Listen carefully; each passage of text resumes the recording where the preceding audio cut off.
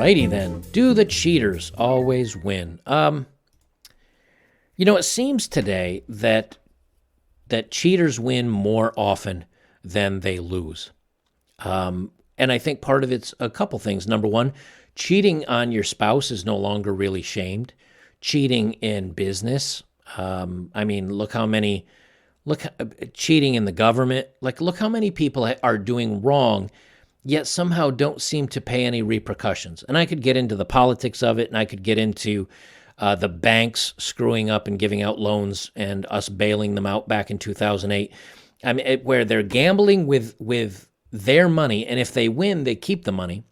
And if they lose, our taxes, in other words, our money, bailed them out in 2008. And that's a system where you go, well, it's rigged, so they always win and we always lose. So why does it seem that cheaters always seem to win so much? And does that give you the idea or the desire to cheat? And I'm kind of curious. It doesn't mean because one of the reasons why I sleep very well at night is because if you put some standards in and you have some morals and you live by them, you might have a little bit harder life and you might have maybe not as many opportunities, but it also builds character and it also makes you like a genuinely likable and trustworthy individual. This is the article that I saw that kind of brought this to mind. This is from the New York Post, and I know I kind of have these trends, but when I'm looking at one periodical or one website and I see other links, I'm like, oh, that's an interesting story. Maybe I'll talk about that. So they kind of bleed all together. But this is from the New York Post. Over 75% of people who cheat claim affairs improve their marriages. And I said, that doesn't sound right. Why would 75% of relationships, why would 75% of these people claim things got better after the cheating? But I had to, and it didn't take me long, but you pause for long enough and you go, wait a minute. They say 75% of the people who do the cheating claim affairs improve their marriages. Well, of course they do. Of course they improve it for you, because if it ended, well, it's not a marriage anymore. And if you stayed in it, it means, wow, I got to cheat and I get to keep the partner that I had originally. This is a great deal.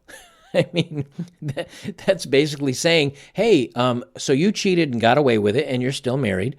Are you happy? Are you okay with your cheating?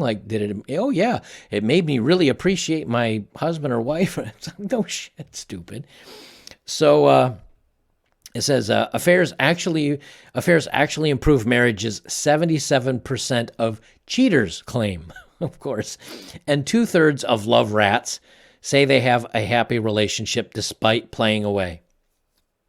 That's an interesting number. 2/3, so 66% of people that cheat say they have a happy relationship. Now, I often hear, well, you didn't vet them well enough. You've got to vet somebody. Okay, but if somebody's a liar and they're really good at it, and someone's a cheater and they really are very, very good at it, governments have gotten fooled by people. Businesses have gotten fooled by people, CEOs. People all across the world, all around the world in many different positions have gotten fooled by people. So to put the blame on the person that chose the cheater, that chose the liar, I think is weak, and that's a cop-out. We do everything we can in a seemingly fair, smart way to try to pick the best person we can to date and to be with, and sometimes we make mistakes. The problem is today, it's much easier to make mistakes because there's a lot more bad people.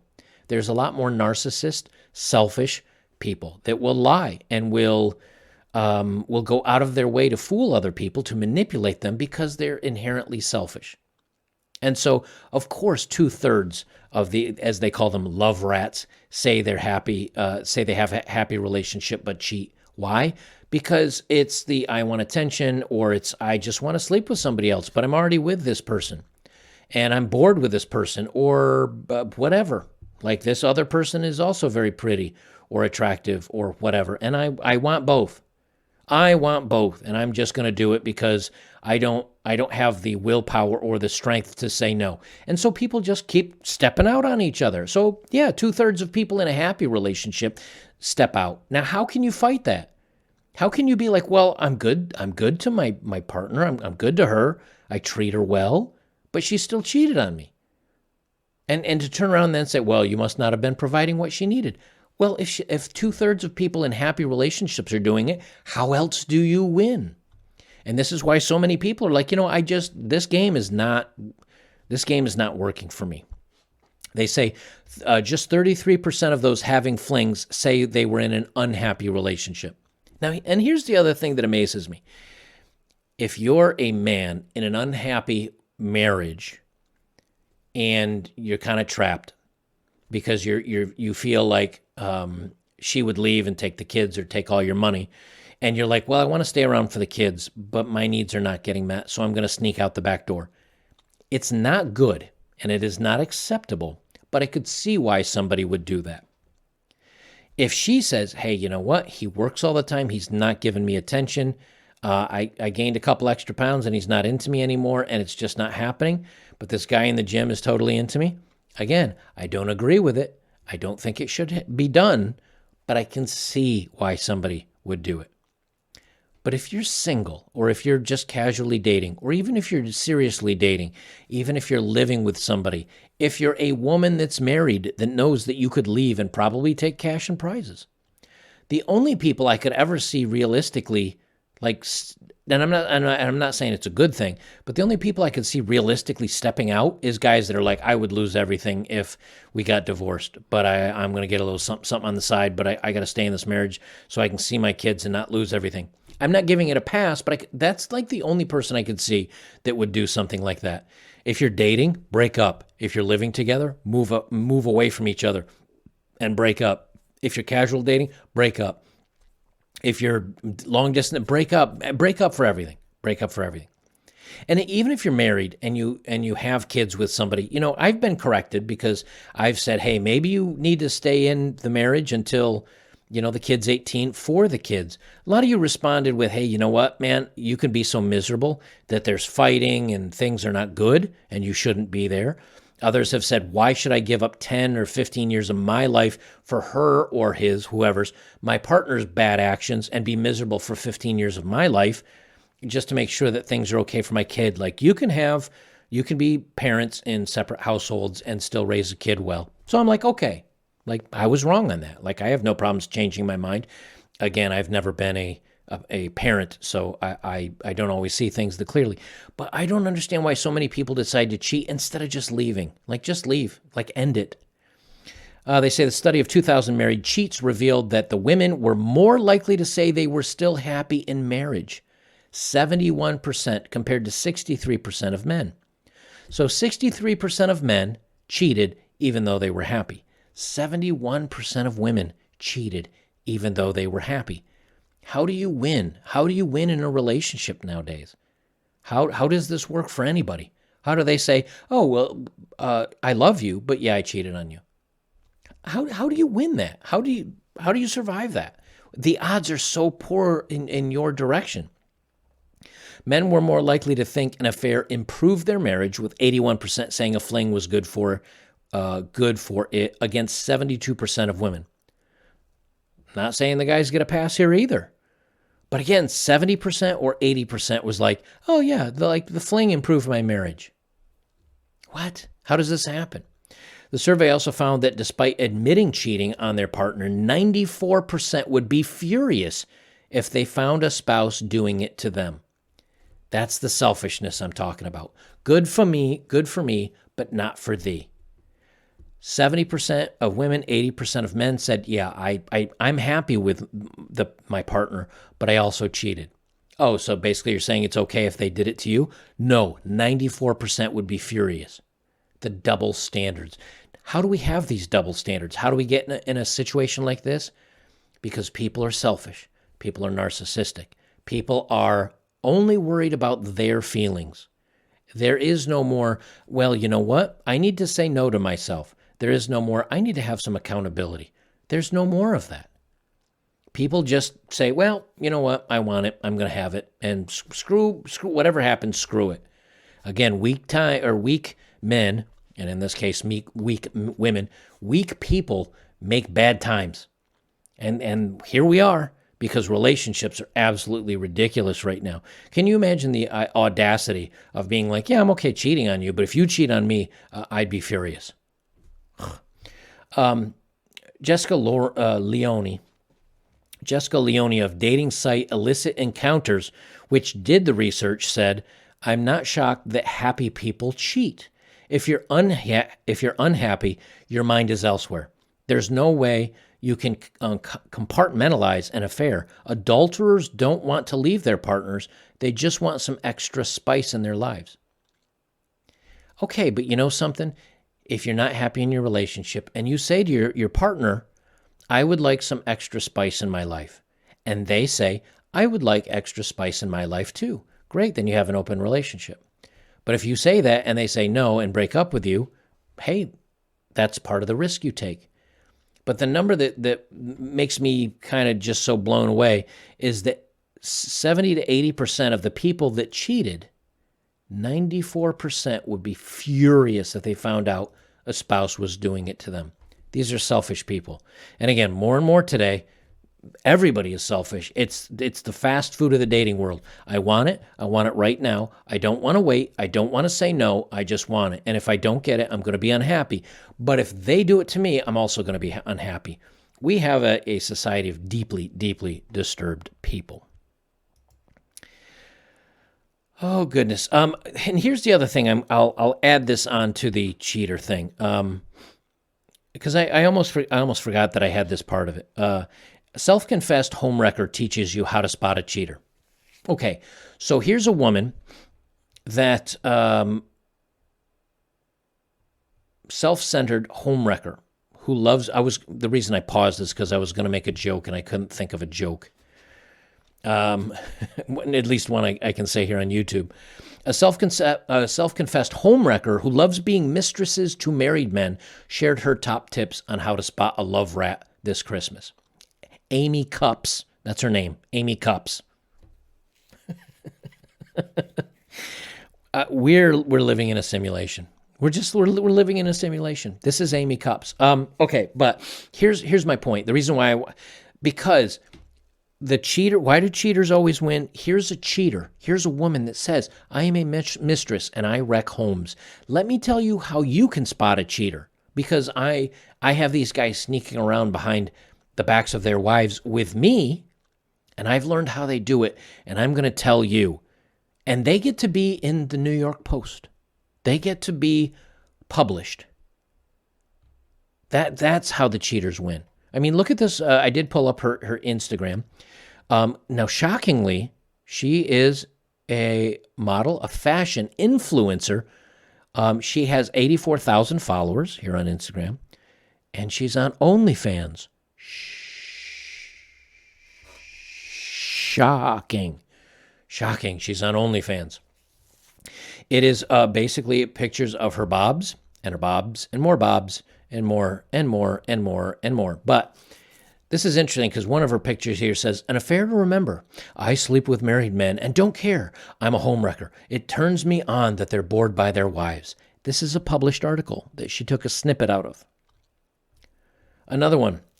Teacher, this one says, OnlyFans model says she had to quit her job teaching after her husband exposed her double life of taking spicy rated snaps. And this got published. It is now to the point where she would rather, and our media would rather interview this gal here, who's a homewrecker and a cheat and pretty much all in all an awful person. And here she has article of her in all these different magazines about how her ex caught her on OnlyFans, outed her, and she lost her teaching job. And she's using that as a selling point for her OnlyFans content. And she's like 32, I think? Yeah, 32 years old from North Carolina. Now, look, here's the thing. I have no hate on her. I have no hate on her for being on OnlyFans like you do you. And if you got published and want to use that for advertising, like, go for it. But this is who they're writing articles about today. They're not shaming people for being bad people. They're not shaming cheaters. They're not talking bad about cheaters. They're promoting it. They're cheering it on. So, of course, more and more people are like, well, we don't look down upon it in society today, so why not just go ahead and do it? And so there is part of me. You'll never hear me say like cheating is okay, lying is okay. Like that's not cool. That's a weak way out, and that's somebody that has very low self-esteem and no self-pride, and I just think it's weak. Now, but if want to use like, dude, I do it. I'm like, okay, you do you. Like if you sleep well at night, great. That's not for me. But the point is that we're cheering this on. And this is from Psychology Today. Why cheaters win. Cheating is inherently and uniquely empowering. I'll read through this. I won't read through all of it, but I'll read through a little bit of it. It says, why have cheaters been able to prosper so much in these fields? But now I'll say in anywhere, cheaters are starting to prosper.